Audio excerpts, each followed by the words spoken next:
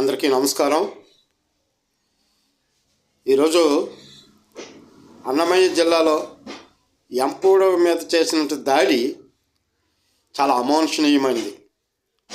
రెడ్డి సామాజిక వర్గానికి సంబంధించిన 13 మంది కూడా ఒక మండల అధికారి మీద, ఎంపీడీఓ జవహర్ బాబు మీద చేసిన దాడి చాలా దారుణమైనది. ఈ సందర్భంగా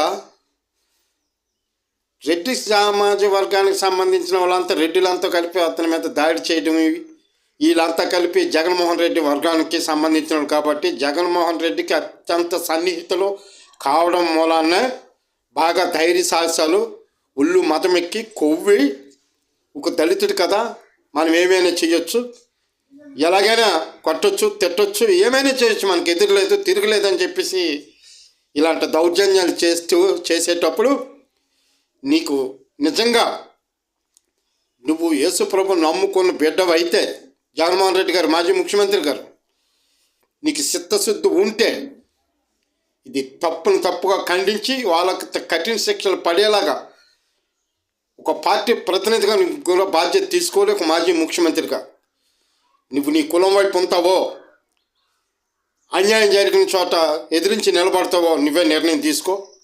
ఇది చాలా దుర్మార్గమైనటువంటి చర్య. ఇది ఖచ్చితంగా దీన్ని తీవ్రంగా ఖండిస్తూ ఉన్నాము. మరి డిప్యూటీ సీఎం గారు తీసుకున్న చొరవ అభినందనీయం. కారణం ఏంటంటే మీరు చాలా విషయాలు చాలా కఠినంగా మాట్లాడారు. దోషులు ఎవరైనా సరే, ఎంతటి వారైనా సరే మేము శిక్షిస్తామని చెప్పారు.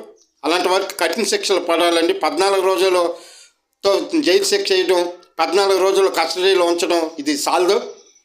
కానీ ఒక కనువింపు కలగాలి. అధికారులు తప్పు చేస్తే పై అధికారులు ఉంటారు, పై అధికారులు కంప్లైంట్ చేయాలి. ఇంకా మించిపోతే కోర్టుకు వెళ్ళి ఇబ్బంది లేదు.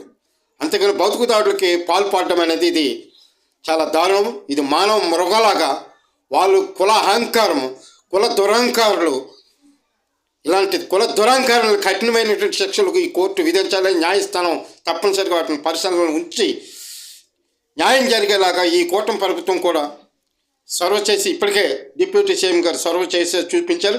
మంచిది.